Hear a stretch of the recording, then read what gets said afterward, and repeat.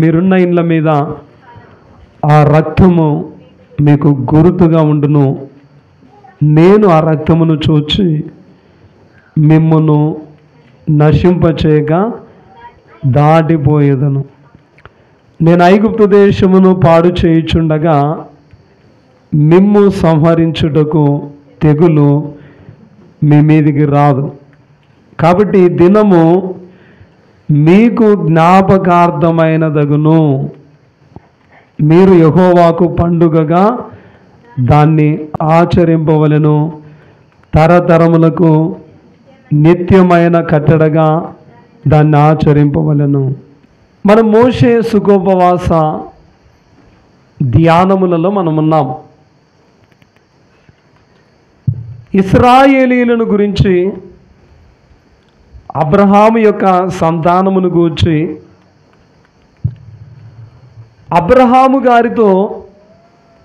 అబ్రహాము భక్తునితో దేవుడు ముందుగానే చెప్పారు, నీ సంతతి వారు పరదేశమందు నివాసం చేస్తారు, వారు అనేక శ్రమలు పొందుతారు. 400 సంవత్సరాల తర్వాత నేను వారిని బయటికి తీసుకొని వస్తానని ముందుగానే అబ్రహాము భక్తునితో దేవుడు మాట్లాడినారు. ఆదికాండము 15వ అధ్యాయము 13-14 వచనాలు చదువుకుంటే, ఆయన నీ సంతతి వారు తమది కాని పరదేశమందు నివసించి ఆ దేశపు వారికి దాసులుగా నుందురు. చూడండి, ముందుగానే చెప్పారు, ఆ దేశపు వారికి దాసులుగా నుందురు. వారు 400 ఏండ్లు వీరిని శ్రమ పెట్టుదురు. వారు 400 ఏండ్లు వీరిని శ్రమ పెట్టుదురు. అంటే అబ్రహాము సంతతి వారిని, అంటే ఇశ్రాయేలీయులను. వీరు ఎవరికి దాసులవుదురో ఆ జనమునకు నేనే తీర్పు తీర్చుదును. తర్వాత వారు మిక్కిలి ఆస్తితో బయలుదేరి వచ్చెదరు. ఈ విషయాన్ని భక్తుడైన అబ్రహాముతో ఎప్పుడో తెలియచేశారు. మరి ఇశ్రాయేలీయులు దేవుడు చెప్పినట్లుగానే యోసేపు ద్వారా, ముందుగా యోసేపు అక్కడికి వెళ్ళాడు, అమ్మివేయబడ్డాడు. ఆ తర్వాత కరువును బట్టి యాకోబు కుటుంబం అంతా కూడా ఐగుప్తులో చేరింది. దాదాపు 70 మంది పైన. ఆ తర్వాత వారు అంచెలంచెలుగా విస్తరించినట్లుగా మనం చూస్తూ ఉన్నాం. యోసేపు ఉన్నంత వరకు ఐగుప్తులో ఇశ్రాయేలీయులకు ఏ కొదువ లేదు, ఏ శ్రమ లేదు, ఏ ఇబ్బంది లేదు. ఐగుప్తులో యోసేపు చనిపోయిన తర్వాత యోసేపును ఎరుగని రాజు వచ్చిన తర్వాత ఇశ్రాయేలీయులను ఐగుప్తీయులు ఏం చేసుకున్నారంటే దాసులుగా చేసుకున్నారు. వారిని శ్రమ పెట్టారు. అంతేకాదు, దాదాపుగా వారిని 400 ఏళ్ళు దేవుడు చెప్పినట్లుగా వారిని చాలా శ్రమపరిచినట్లుగా మనం చూస్తూ ఉన్నాం.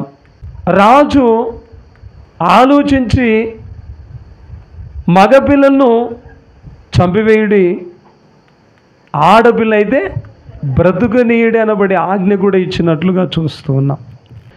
అటువంటి కఠినమైనటువంటి దాసత్వములో, శ్రమలో ఉన్న ఇశ్రాయేలీలు దేవునికి మొరపెట్టినట్లుగా మనం చూస్తూ ఉన్నాం. నిర్గమకాండంలో మనకు కనపడుతుంది. ఆ మొర ఎవరి యొద్దకు వెళ్ళిందా లేదా? అందుకే కదా దేవుడు మోషేతో ఏమన్నారంటే, ఆ మొర నేను విన్నాను, వారి బాధను నేను చూచాను.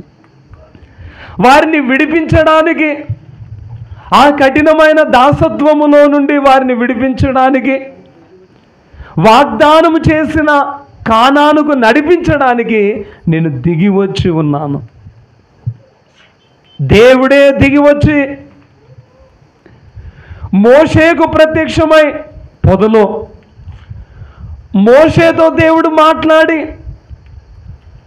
నువ్వు వెళ్ళాలి, నా ప్రజలను ఆ దాసత్వములో నుండి విడిపించాలని చెప్పి మోషే గారిని ఏర్పాటు చేసుకొని మోషే గారిని పంపించినట్లుగా మనం చూస్తూ ఉన్నాం. మోషే అహరోనులు వెళ్ళి ఫరో ఎదుట నిలవబడి ఇశ్రాయేలీల దేవుడు సెలవిస్తున్నారు, ఇశ్రాయేలీలను పోనీయండి, మేము అరణ్యంలోనికి వెళ్ళాలి, మా దేవునికి బలి అర్పించడానికి, మా దేవుని ఆరాధించడానికి మేము వెళ్ళాలంటే నేను ఆయన మాట వినడానికి యెహోవా ఎవరు అని అన్నారు. ఎవరు? ఫరో రాజు. పంపించాడా? పంపించలేదు. పంపినందువల్ల మోషే గారి ద్వారా ఎన్ని అద్భుతాలు చేశారు దేవుడు ఐగుప్తులో, చెప్పండి. ఈ అద్భుతాల ద్వారా ఐగుప్తు దేశాన్ని, ఐగుప్తీయులను బాధ పెట్టారు. అంటే ఆ బాధ కలిగినప్పుడైనా దాని ద్వారా మారి పంపిస్తాడేమో అని.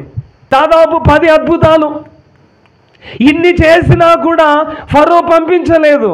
అందుకే దేవుడు అంటారు 11వ అధ్యాయం 1వ వచనం చదువుతాను ఆయన. మరియు యెహోవా మోషేతో ఇట్లా నేను ఫరో మీదికిని ఐగుప్తు మీదికిని ఇంకొక తెగులును రప్పించదను. ఇంకొకటి మాత్రం రప్పిస్తాను. ఇంకొకటి అటు తర్వాత అతడు ఇక్కడ నుండి మిమ్మును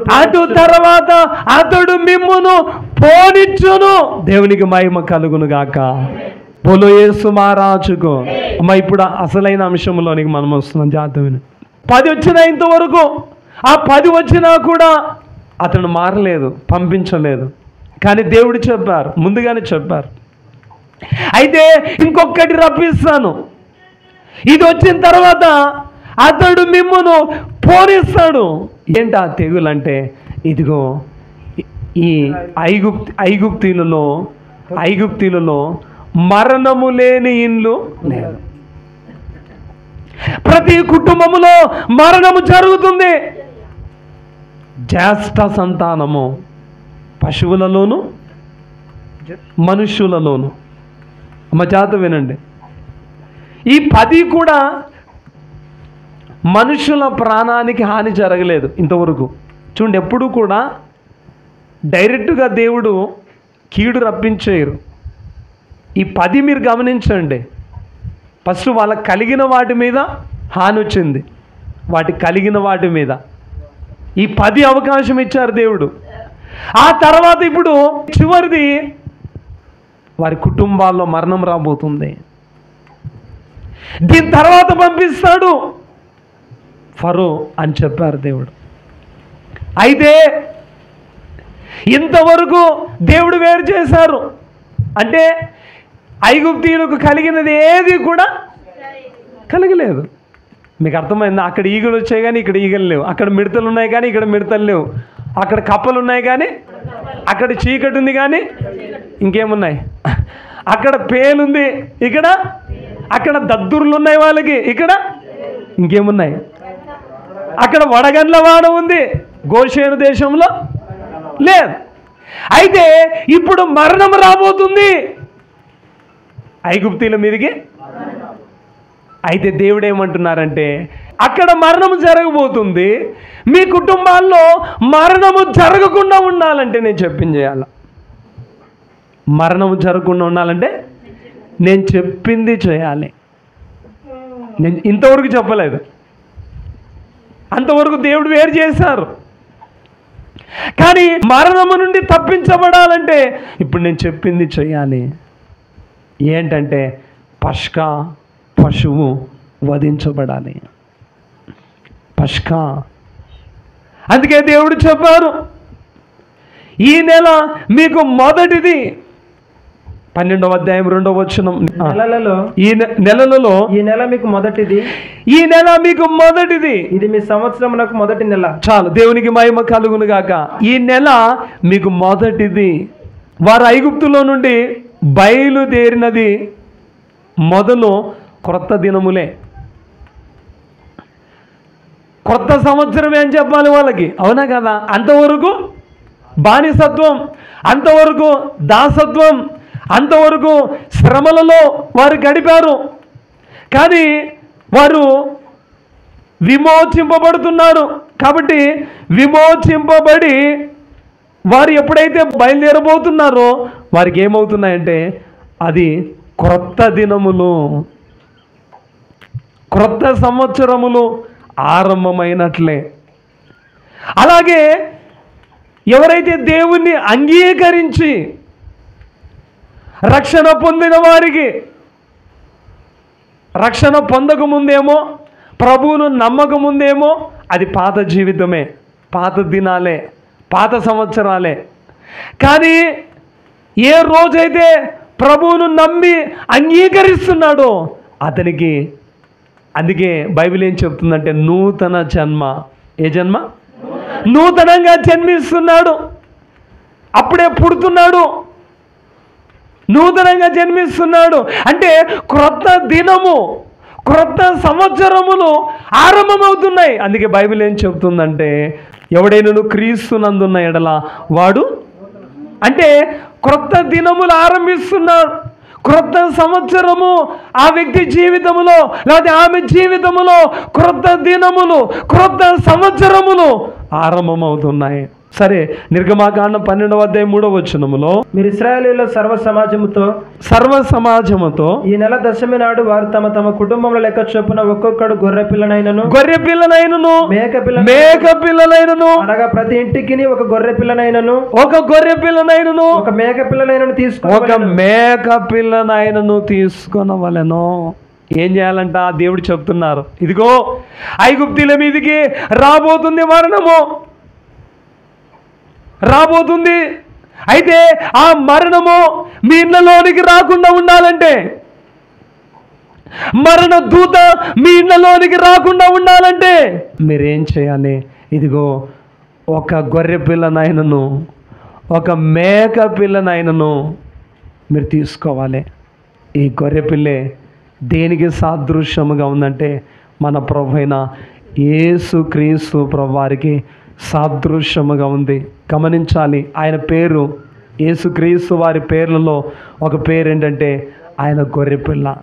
అందుకే బాప్తిస్మమిచ్చు యోహాను గారు అంటారు కదా, లోక పాపములను మోసుకొని పోవు దేవుని గొర్రెపిల్ల అని వ్రాయబడి ఉంది. ఇంకా చాలా వచనాల్లో కూడా యెషయా గ్రంథంలో కూడా 53వ అధ్యాయంలో వధింపబడిన గొర్రెపిల్ల అని వ్రాయబడినట్లుగా, అలాగే కొరింథీ పత్రిక 1వ పత్రిక 5వ అధ్యాయం 7వ వచనంలో వ్రాయబడిన మాట మనం చూస్తే క్రీస్తు అను మన పస్కా పశువు వధింపబడెను. పస్కా పశువు ఇదిగో గొర్రెపిల్లే. పేతురు రాసిన 1వ పత్రిక 1వ అధ్యాయం 19వ వచనంలో కూడా రక్తము చేత అనగా నిర్దోషమును నిష్కలంకమునకు గొర్రె పిల్ల వంటి, చూడండి యేసు ప్రభువారికి ఏం పేరంటే గొర్రె పిల్ల. గమనించాలని ప్రకటన గ్రంథములో కూడా 19 సార్లు వ్రాయబడింది గొర్రె పిల్ల అని. అంతేకాదు గొర్రె పిల్ల అని 35 పర్యాయములు బైబిల్లో వ్రాయబడినట్లుగా మనం చూస్తూ ఉన్నాం. కాబట్టి గొర్రె పిల్లను మీరు తీసుకోవాలి. గొర్రెపిల్ల దేనికి సాదృశ్యం అంటే మన ప్రభువైన యేసుక్రీస్తు ప్రభువారికి సాదృశ్యముగా ఉన్నదని మనవి చేస్తూ ఉన్నాను. అంతేకాదు నిర్గమాకాండం 12వ అధ్యాయం 6వ వచనాన్ని చదవండి. 12వ అధ్యాయం 6వ వచనం, నిర్దోషమైన ఏడాది మగపిల్లను తీసుకొనవలెను. నిర్దోషమైన ఏడాది మగపిల్లను అంటే దోషము లేనిది. ఆ గొర్రెపిల్ల ఎలా ఉండాలంట? దోషము లేని, అంటే దోషం లేదంటే కుంటిది కానీ గుడ్డిది కానీ మచ్చలేనిది, కలంకము లేనిది, జబ్బుది కాదు, జబ్బు తీసుకోకూడదట. అంటే ఏ దోషము లేని గొర్రెపిల్ల. ఇదిగో గొర్రెపిల్ల అని చెప్పుకున్నాం కదా. ఈ గొర్రెపిల్ల యేసుక్రీస్తు ప్రభు. యేసుక్రీస్తు అనబడే గొర్రెపిల్లలో ఏ దోషము లేదు, ఏ కలంకము లేదు. అవునంటారా కాదంటారా? చాలా వచనాలు ఉన్నాయి. మత్తయి సువార్త 27:4 చదవండి. నేను నిరపరాధ రక్తమును అప్పగించి పాపము చేసిదనని చెప్పాను. కాబట్టి ఇక్కడ యూదా మాట్లాడినట్లుగా మనం చూస్తూ ఉన్నాం. అంటే నిరపరాధ రక్తమును అంటే ఆయన నిరపరాధి అని మాట్లాడుతున్నట్లుగా మనం చూస్తూ ఉన్నాం. మార్కు సువార్త 14వ అధ్యాయము 55-56 వచనాలు చదవండి. ప్రధాన యాజకులను మహాసభ వారందరూ యేసును చంపింపవలని ఆయన మీద సాక్ష్యం వెదికిరి గాని ఏమీ వారికి దొరకలేదు. చూడండి, సాక్ష్యం వెదికారు కానీ ఏ తప్పైనా ఆయనలో దొరుకుతుందని, కానీ ఏముందడా? ఏమీ వారికి దొరకలేదు. 23వ అధ్యాయం లూకా సువార్త 47వ వచనాన్ని చదవండి. శతాధిపతి జరిగినది చూచి ఈ మనుష్యుడు నిజముగా నీతిమంతుడై ఉండనని చెప్పి దేవుని మహిమపరచను. దేవునికే మహిమ కలుగును గాక. కాబట్టి బైబిల్ ఏం చెప్తుందంటే ఆయనలో పాపము లేదు, ఆయన పాపము ఎరుగరు అనబడే మాట, ఏ పాపం ఆయన చేయలేదు అనబడే మాట మనం చూస్తూ ఉన్నాం. అందుకే నాలో పాపం ఉందని మీలో ఎవడు స్థాపింపగలడు అని ప్రభువు పలికినటువంటి మాట. దేవునికే మహిమ కలుగును గాక. అక్కడ గొర్రెపిల్ల ఎలాగుండాలట? దోషము లేనిదిగా, నిర్దోషమైన గొర్రెపిల్ల. యేసుక్రీస్తు ప్రభువారే ఆయన నిర్దోషమైన గొర్రెపిల్ల. అయితే మన యందు కూడా ఇతరులకు దోషము కనపడకూడదు. మనం ఎలా జీవించాలంటే మనల్ని చూచినప్పుడు ఏ దోషము కనపడకూడదట. దానియేలు విషయంలో అదే కదా. దానియేలులో ఏ తప్పైనా దొరుకుతుందేమో అని వెతుకుతేట వారికి ఏ తప్పు దొరకలేదంట. ఎవరిలో? దానియేలులో. సంఘము కూడా ఈ రీతిగా ఉండాలని దేవుడు కోరుకుంటున్నారు. అందుకే కదా నిర్దోషమైనది, నిష్కలంకమైనది, కలంకము లేనిదిగా దేవుని ఎదుట నిలవబడాలని, సంఘం ఆ రీతిగా ఉండాలని దేవుడు తన్ను తాను అర్పించుకున్నారు. దేవుని ఉద్దేశం ఏంటంటే సంఘము కూడా దోషము లేనిదిగా మనలో చూచినప్పుడు ఏ పాపము, ఏ కపటము, ఏ కలంకము లేని వారిగా మనం జీవించాలి. తీతుకు రాసిన పత్రిక 2వ అధ్యాయము 6-7 వచనాలు మనం చదువుకున్నట్లయితే, అటువలనే స్వస్థ బుద్ధి గలవారే ఉండవలని యవన పురుషులను హెచ్చరించుము. పరపక్షమందుండువాడు మనలను గూర్చి చెడు మాట ఏదియో చెప్పనేరక. ఎలా ఉండాలట? మన గురించి పరపక్షమందు అంటే అవతల వ్యక్తి మన గురించి చెడు మాట ఏది చెప్పనేరక సిగ్గుపడినట్లు అన్నిటి యందు నీవే సత్కార్యముల విషయమై మాదిరిగా కనపరుచుకునుము. అంటే అవతలున్న వ్యక్తికి మన గురించి ఒక చెడు మాట మాట్లాడకుండా మనం జీవించాలి అని పౌలు గారు ఇక్కడ తన ఆత్మీయ కుమారుడైన తీతుకు వ్రాస్తూ ఉన్నాడు. ఆ రీతిగా మనం జీవించాలి, గమనించాలి. తిమోతికి రాసిన మొదటి పత్రిక 5వ అధ్యాయము 14వ వచనాన్ని మనం చదువుకుందాము. 5:14. కాబట్టి యవన స్త్రీలు వివాహము చేసుకుని పిల్లలను కని గృహ పరిపాలన జరిగించుచు నిందించుటకు విరోధికి అవకాశం ఇవ్వకుండా వల్లని కోరుచున్నాను. అంటే మన జీవితం ఎలా ఉండాలా? మనం ఎలా జీవించాలట? నిందించడానికి, విరోధికి అవకాశం ఇవ్వకుండా మనం జీవించాలట. అంటే దాని అర్థం ఏంటంటే ఏ తప్పు లేకుండా. మీకు అర్థమవుతుందా? ఏ దోషము లేకుండా, ఏ పాపము లేకుండా నిర్దోషముగా మనము జీవించవలసిన అవసరత ఎంతైనా ఉందని దేవుని సేవకునిగా మనం చేస్తూ ఉన్నాం. సరే, ఇక్కడ బాగా గమనించండి. గొర్రెపిల్లని తీసుకోండి. గొర్రెపిల్లని కానీ మేకపిల్లని కానీ అన్నారు. అయితే గొర్రెపిల్ల యేసుక్రీస్తు ప్రభువారే. అయితే అది ఎలా ఉండాలట? నిర్దోషమైనది, అంటే దోషము లేనిది. అవును, యేసు వారిలో ఏ దోషము లేదు. అయితే 12వ అధ్యాయం 7వ వచనము, సాయంకాలం అందు దాన్ని చంపి దాని రక్తము పై కమ్మికిని 2 నిలువ కమ్మీలకు ఆ రక్తాన్ని పూయాలి. ఆ నిర్దోషమైన పశువును, గొర్రె పిల్లను దాన్ని చంపి వధించి రక్తాన్ని పూయాలి. తర్వాత ఆ గొర్రె పిల్లను ఎలా తినాలో కూడా వ్రాయబడింది. అది నేను చెప్పట్లేదు, ఇప్పుడు నేను వచ్చే వారం తెలియచేస్తాను. కానీ కొన్ని విషయాలు మాత్రమే నేను ఇక్కడ చెప్పదలుచుకున్న, జాగ్రత్తగా వినాలని మనవి చేస్తూ ఉన్నాను. పై కమ్మికి అంటే మన ద్వారములో ఏముంటుంది, దాన్ని ఏమంటారు? దాల్బందర్నా? మీ ఏరియాలో మాట్లాడేది ఏమంటారు? దాల్బందర్ అంటారు, లేకపోతే మా సైడ్ చౌకట్ అంటారు. చౌకట్ ఇక్కడ కూడా అంటారా? చౌకట్ అంటారు, దాల్బందర్ అంటారు. ఎన్ని కమ్మీలు ఉంటాయి? 4 ఉంటాయి. 2 నిలువులు పైన ఒకటి. కానీ దేవుడే ఇక్కడ ఏం చెప్పారంటే 2 నిలువ కమ్మీలకు పైన ఒక అడ్డ కమ్మీకి పూయాలట. ఏం పూయాలి చెప్పాలి అందరూ? ఏ రక్తము? ఆ గొర్రె పిల్ల ఎలా ఉండాలి? కొంచెం గట్టిగా చెప్పండి. నిర్దోషమైనదిగా ఉండాలి. దాన్ని వధించాలి. ఆ రక్తాన్ని పై కమ్మీకి పూయాలి. తర్వాత 2 ఈ పక్క ఒక కమ్మి, ఈ పక్క ఎన్నైనాయి? కింది దానికి చెప్పలేదు. కింది దానికి అంటే రక్తము దాటకూడదట.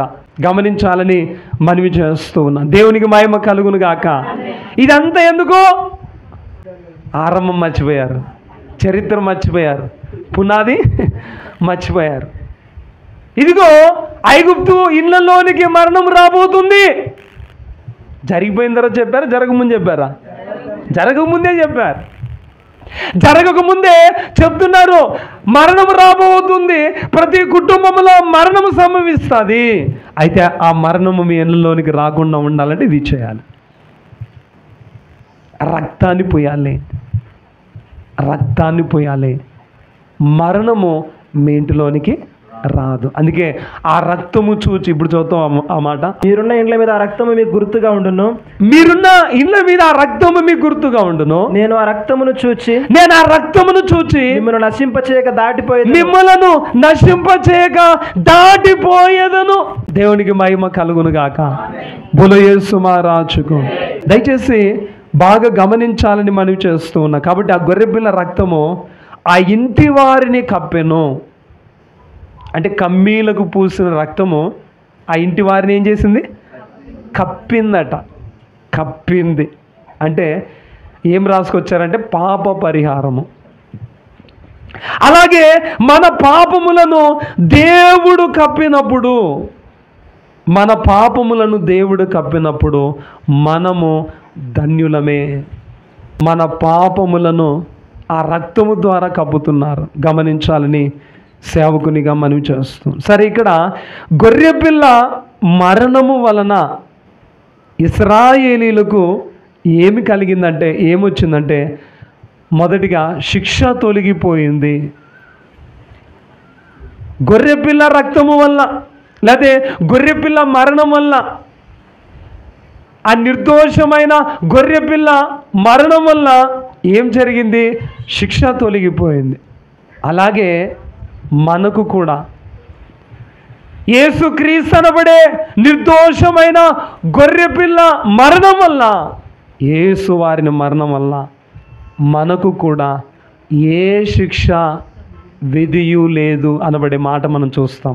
రోమపత్రిక 8వ అధ్యాయం 1వ వచనాన్ని చదవండి. కాబట్టి ఇప్పుడు క్రీస్తు యేసునందున్న వారికి ఏ శిక్షా విధియు లేదు. ప్రియమైన దేవుని బిడ్డలారా, ఆయన మరణము అంటే గొర్రెపిల్ల మరణము మన శిక్షను ఏం చేసిందట? మన శిక్ష తొలగిపోయేటట్లు చేసింది. ఎందుకంటే యెషయా గ్రంథములో వ్రాయబడింది, సమాధానార్థమైన శిక్ష ఆయన మీద పడెను. మన శిక్ష అంతా కూడా ఆయన మీద వేసుకున్నారు. గమనించాలని మనవి చేస్తూ ఉన్నాను. ఇది గ్రహించడం లేదు చాలామంది. కాబట్టి శిక్ష తొలగిపోయింది.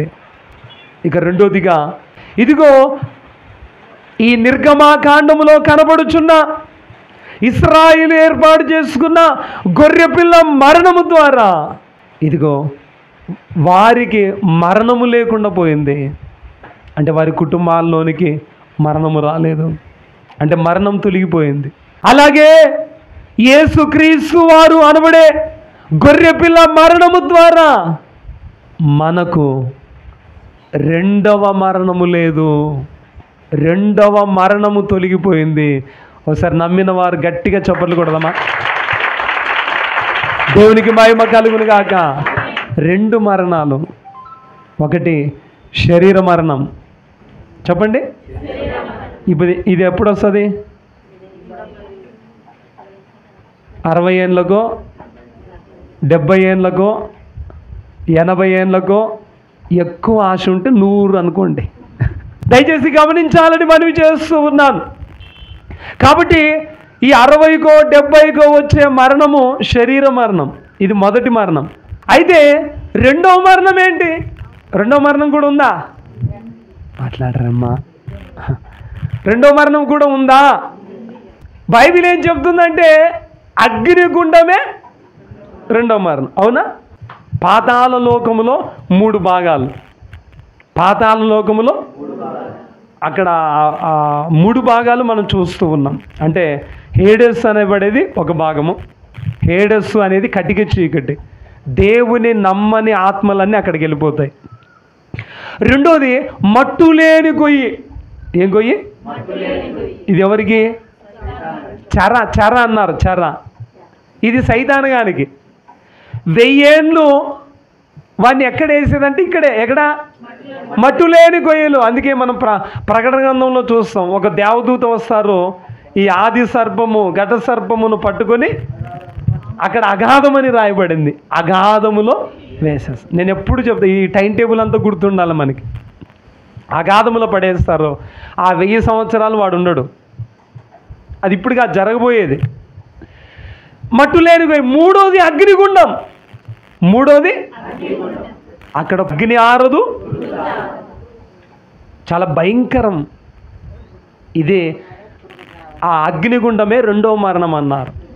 ఇంకా బాగా మనము దీని గురించి విశ్లేషిస్తే ఎవరు వెళ్తారు ఈ అగ్నిగుండంలో కంటే పిరిగివారును, అవిశ్వాసులను, అసహ్యులను, నరహంతకులను, వ్యభిచారులను, మాంత్రికులను, విగ్రహారాధికులందరూ, అబద్ధికులందరూ, వీళ్ళందరూ కూడా, అంటే ఈ రీతిగా జీవించే వాళ్ళందరూ కూడా ఎక్కడికి వెళ్తారంట? ఇది రెండవ మరణము. ఇది రెండవ మరణం. అంటే శరీర మరణమే కాదు, ఈ ఆత్మ ఉంటుంది. ఆత్మ పాతాళానికి వెళ్ళిపోయి ఉంటుంది దేవుని నమ్మకపోతే. ఆత్మ దేవుని నమ్మకపోతే ఎక్కడికి పోతుంది? పాతాళానికి పోతుంది. అక్కడి నుంచి తీసి మరలా ఎక్కడేస్తారు? అగ్నిగుండములో. ఆ అగ్నిగుండములో కాలడమే, యుగ యుగములు కాలడమే రెండవ మరణం అన్నారు. చాలా భయంకరం అది. అయితే దయచేసి బాగా గమనించాలి, యేసుక్రీస్తు వారి మరణము ద్వారా మనకు రెండవ మరణము తొలగిపోయింది. ఇది మనం సంతోషించాల్సింది. రెండవ మరణము అంటే శరీర మరణము ఉందా? ఉంది. భక్తులకు కూడా వస్తుంది శరీర మరణం.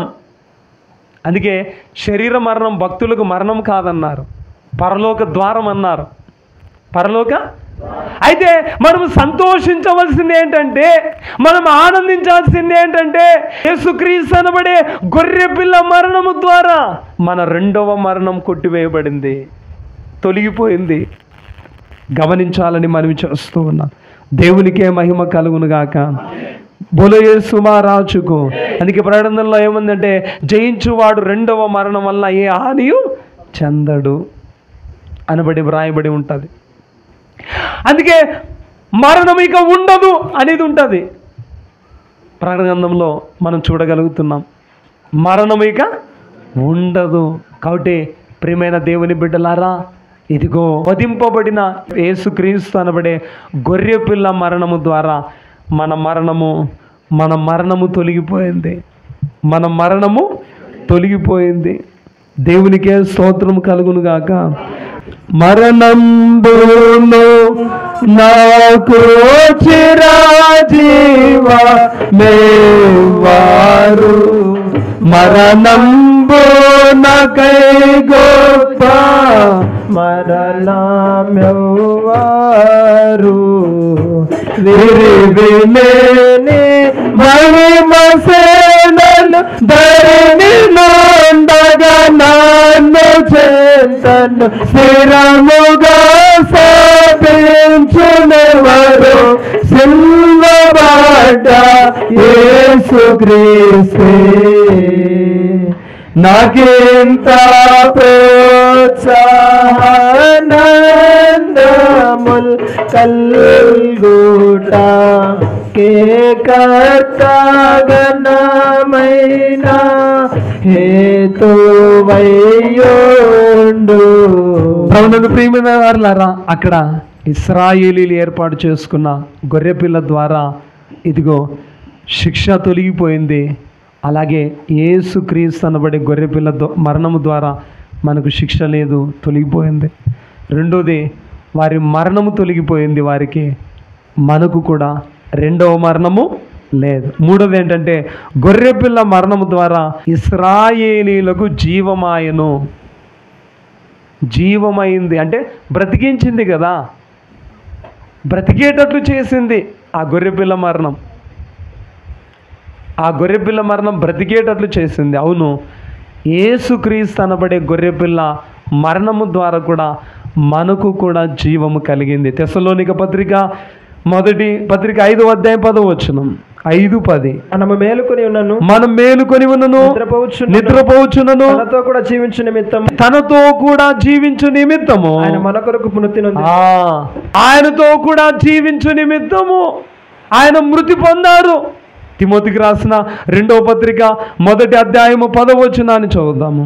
ఆది కాలముననే క్రీస్తు యేసునందు మనకు అనుగ్రహింపబడినదియు, క్రీస్తు యేసును మన రక్షకుని ప్రత్యక్షత వలన బయలుపరచబడినదియు నాయన తన కృపను బట్టి మనలను రక్షించి పరిశుద్ధమైన పిలుపుతో ఆయన మనలను పిలిచెను. ఆ క్రీస్తు యేసు మరణమును నిరర్థకము చేసి, చూడండి, ఆ క్రీస్తు యేసు మరణమును నిరర్థకము చేసి జీవమును అక్షయతను మనకేమిచ్చారంటే జీవము. కాబట్టి గొర్రెపిల్ల అనబడే యేసుక్రీస్తు గొర్రెపిల్ల ద్వారా కూడా మనకు ఆయన మరణము ఏమైందంటే మనకు జీవమైంది. యోహాను సువార్త చదవండి 5వ అధ్యాయం 24. యోహాను సువార్త 5:24 మనం నా మాట విని నన్ను పంపిన వానియందు విశ్వాసం ఉంచిన వాడు నిత్య జీవము గలవాడు, వాడు తీర్పులోనికి రాక మరణములో నుండి, చూడండి, జీవములోనికి దాటి ఉన్నాడు. మరణములో నుండి జీవము. కాబట్టి క్రీస్తు అనబడే గొర్రెపిల్ల మరణము ద్వారా మనకు జీవము కలిగింది, మనకు జీవము గమనించాలని మనవి చేస్తూ ఉన్నా. ఇక చివరిగా 4వది ఏంటంటే బానిసత్వము నుండి అక్కడ ఇశ్రాయేలీలు విడిపించబడ్డారు. ఆ గొర్రెపిల్ల మరణము ద్వారా, నిర్గమాకాండములో ఉన్న గొర్రెపిల్ల మరణము ద్వారా ఇదిగో దాసత్వము నుండి, ఆ బానిసత్వము నుండి విడిపించబడ్డారు. అలాగే యేసుక్రీస్తు అనబడే గొర్రెపిల్ల మరణము ద్వారా మనల్ని కూడా దాసత్వము నుండి, బానిసత్వము నుండి దేవుడు స్వతంత్రులుగా మనల్ని చేస్తారు. ఒకసారి చప్పట్లు కొడదామా? ఇప్పుడు నేను అడుగుతున్నా, మనము స్వతంత్రులమా బానిసత్వమా? ఇండియాకు వచ్చింది స్వాతంత్రం, ఇండియాకు వచ్చింది. అయితే నేను అడిగేది నీకు, నువ్వు స్వతంత్రుడు అయ్యావా? నీకు స్వాతంత్రం వచ్చిందా? అమ్మా, అయ్యా, యవనుడా, యవన కుమార్తె, బైబిల్ ఏం చెప్తుందంటే పాపము చేయవాడు పాపమునకు దాసుడే. నువ్వు ఇంకా పాపము చేస్తుంటే నీకు స్వాతంత్రం రాలేదు, నువ్వు బానిసత్వములోనే ఉన్నావు. నువ్వు వ్యసనాల్లో ఉంటే, మందు తాగే వ్యక్తి దానికి బానిసత్వం, చెడు విధానాల్లో ఉండే వ్యక్తి దాంట్లో ఇంకా నువ్వు బానిసత్వంలో ఉన్నావు. వ్యభిచారములో ఉన్న వ్యక్తి దాంట్లో బానిసత్వంలో ఉన్నాడు. చాలామంది సాతాను ఆడ ఫరోకు ఎలా బానిసలుగా ఉన్నారో, సైతాన్ అనబడే ఫరోకు బానిసత్వముగా ఉన్నారు ఈవేళ చాలామంది. చాలామంది. అయితే ఆయన మరణించింది ఎందుకంటే నిన్ను స్వతంత్రుడుగా చేయడానికి, ఆ పాపపు బానిసత్వము నుండి, అపవాది బానిసత్వము నుండి నిన్ను విడిపించడానికి. అయితే నువ్వు విడుదల పొందావా? దేవుడు ఆ కార్యం చేశారు. కానీ నువ్వు నమ్మినట్లయితే, నువ్వు జాగ్రత్తగా జీవించినట్లయితే నీకు స్వాతంత్రం వచ్చింది. అందుకే బైబిల్ ఏం చెప్తుందంటే, పాపం అనబడే దాస్యము కింద మళ్ళా చిక్కుకొనకూడి అని దేవుడు హెచ్చరిస్తున్నారు. కానీ ఈవేళ కొంతమంది కొద్ది కాలం బాగా జీవిస్తున్నారు, మరలా పాపం అనబడే ఆ దాస్యములోనికి వెళ్ళిపోతున్నారు, లోకములోనికి వెళ్ళిపోతున్నారు. చూడండి, కొంతమంది వెళ్ళిపోతున్నారు, మరలా ఆ దాస్యములోనికి వెళ్ళిపోతున్నారు. అయ్యో, యేసుక్రీస్తు అనబడే ఆ గొర్రె పిల్ల మరణించింది నిన్ను విడిపించడానికి, నిన్ను విడుదల ఇవ్వడానికి. గమనించాలని మనం ఈ 4 గుర్తుపెట్టుకోండి. గొర్రెపిల్ల మరణము ద్వారా శిక్ష తొలగిపోయింది, మనకు కూడా శిక్ష తొలగిపోయింది. మరణం తొలగిపోయింది, మనకు కూడా రెండవ మరణం లేదు. గొర్రెపిల్ల మరణము ద్వారా ఇశ్రాయేలుకు జీవమైంది, మనకు కూడా జీవం. మనకు 4వది, బానిసత్వము నుండి విడిపించారు. మనల్ని కూడా ఆయన బానిసత్వములో ఉండడానికి ఇష్టము లేదు, స్వతంత్రులుగా చేస్తారు. అయితే ఒకటి గుర్తుపెట్టుకోండి, ఆయన చిందించిన రక్తము, గొర్రెపిల్ల రక్తము ఎన్నో దీవెనలు మనకు తెచ్చిపెట్టింది, ఎన్నో దీవెనలు. ఒకటి పాపక్షమాపణ. ఆ వచనాలన్నీ ఉన్నాయి. ఎఫెసీ పత్రికలో ఉంది, యోహాను పత్రికలో ఉంది, హెబ్రీ పత్రికలో ఉంది, పాపక్షమాపణ. రెండోది, ఇదిగో గొర్రెపిల్ల రక్తమే నీతిమంతులుగా మనల్ని చేస్తుంది. ఏం చేసింది చెప్పండి? రోమాపత్రిక 5:9 రాయబడింది. అంతేకాదు, దేవునితో సంధి చేసింది గొర్రెపిల్ల రక్తము. అంటే ఆయన ఉగ్రత మన మీదకి రాకుండాన్నట్లు సంధి, సమాధానపరిచింది. ఎఫెసీ పత్రికలో 2:13 రాయబడింది, కొలస్సీ పత్రికలో 1వ అధ్యాయం 19వ వచనంలో రాయబడింది. 4వది, ఇదిగో గొర్రెపిల్ల రక్తము అపవాది మీద జయమిచ్చింది. అపవాది మీద చెప్పండి, అపవాది మీద జయం. ప్రకటన గ్రంథం 12వ అధ్యాయం 11వ వచనంలో చదువుతారా వచనాన్ని? వారు గొర్రెపిల్ల రక్తమును బట్టి తామిచ్చిన సాక్ష్యమును బట్టి వారిని జయించి ఉన్నారు. ఎవరిని మాట్లాడరే? అపవాదిని. గొర్రెపిల్ల రక్తము ఈవేళ మనకు అపవాది మీద, సాతాను మీద, ఆ ఘట సర్పం మీద మనం విజయం పొందుతున్నామంటే గొర్రెపిల్ల రక్తమే. ఎవరా గొర్రెపిల్ల చెప్పండి? యేసుక్రీస్తు అనబడే గొర్రెపిల్ల. దేవునికే మహిమ కలుగునుగాక, దేవునికే స్తోత్రము కలుగునుగాక. సాతానా నీకపచయము జరిగినది జరిగిపోము. సాతానా నీకపచయము జరిగినది జరిగిపోము.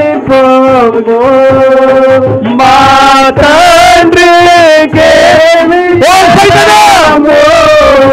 మా తండ్రికి విజయము, మహిమా ప్రభావము కలిగే, మహిమా ప్రభావము కలిగే. జయము జయము యేసు రాజా, జయము సంగమునకు నీకు, లయము లయము ఓ సాతానా, లయము లయము ఓ సాతానా, లయము దయ్యాలకు పోతు, లయము దయ్యాలకు పోతు. అపవాదిని ఓడిపోతువి, ఇప్పుడు సిగ్గుపడవైతివి. అపవాదిని ఓడిపోతువి, ఇప్పుడు సిగ్గుపడవైతివి. అపవాదివి గనుకారము, అపవాదివి గనుకారము, అదిగో నరకాగ్నికి పోము, అదిగో నరకాగ్నికి పోము. యేసు మహారాజుకు గొర్రెపిల్ల రక్తము ద్వారా, యేసుక్రీస్తు అనబడే గొర్రెపిల్ల రక్తము ద్వారా అపవాది మీద మనకు జయము, అపవాది మీద మనకు జయము కలుగుతుంది.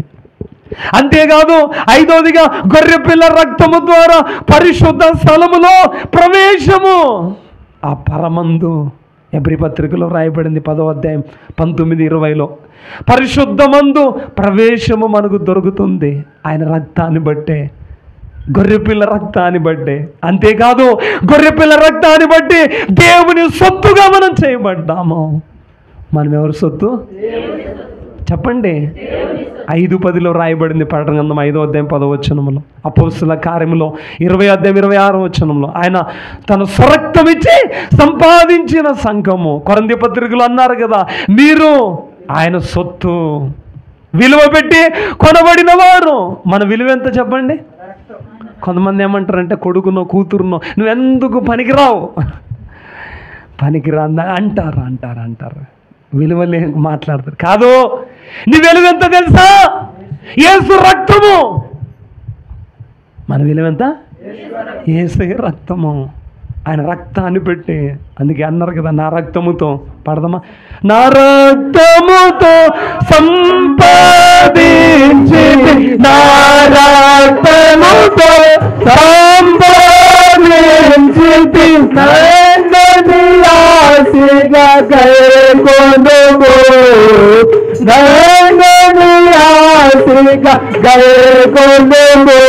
దేవునికి మహిమ కలుగును గాక. ఇక చివరిగా 6 విషయాలు చెప్పాను. గొర్రెపిల్ల రక్తము ద్వారా పాప క్షమాపణ గొర్రెపిల్ల రక్తము కలిగించింది. నీతిమంతులుగా తీర్చింది ఆయన రక్తము.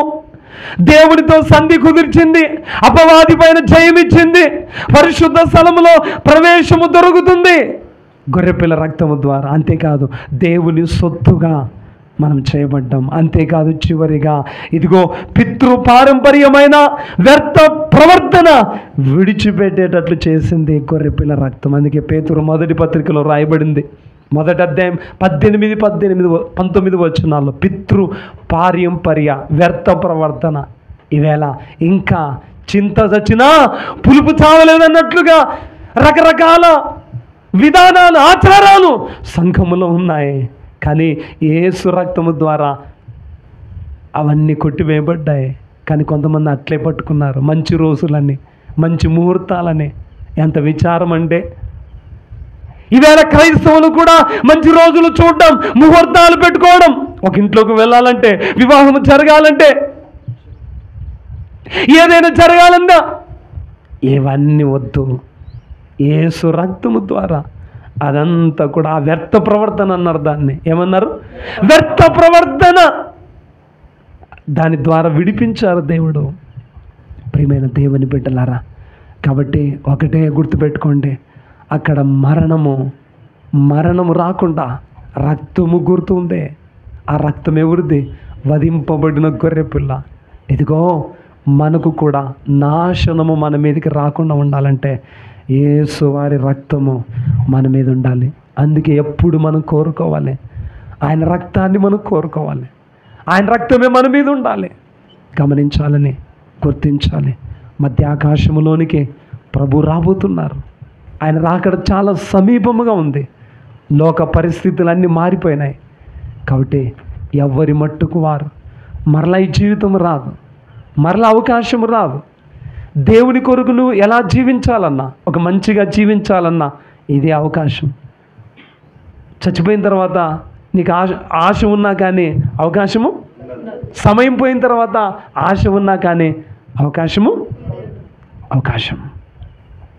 దయచేసి మనం చాలా జాగ్రత్తగా జీవించి, ఇదిగో ఇందాక మనం చెప్పుకున్నట్లుగా నిర్దోషమైన గొర్రెపిల్ల ఆయన, అలాగే మనము కూడా నిర్దోషమైన వారిగా, అంటే ఏ దోషము లేని వారిగా, ఏ తప్పు లేని వారిగా మనం జీవిస్తే అటువంటి వారి కొరకే మధ్యాకాశంలోనికి ప్రభు రాబోతున్నారు. అటువంటి వారినే ఆయన ఆకర్షించనై ఉన్నారు. దానియేలు గారు జీవించారు. ఈవేళ మనం ఆ రీతిగా మనం జీవిస్తే మేఘమెక్కుతాం, ఆయన కలుసుకుంటాం, యుగ యుగములో మనం జీవిస్తాం. అటు ధన్యత దేవుడు మీకెల్లరకు అనుగ్రహించును గాక. దయగల తండ్రి, ఈ వాక్యం అందరిలో భద్రం చేయం, నూరంతలుగా ఫలింపచేయం, అర్థమయ్యేటట్లు, గ్రాహ్యమయ్యేటట్లు లూదియా యొక్క హృదయాన్ని మీరు అలాగూ తెరిచారు. ఇక్కడున్న ప్రతి ఒక్కరి హృదయాన్ని, ప్రతి ఒక్కరి మనస్సును మీరు తెరవండి, నూరంతలుగా ఫలింపచేయండి, మహిమ పొందు. యేసు వారి నామములో వేడుకొనుచున్నాం పరమ తండ్రి. అందరికీ మరణాత.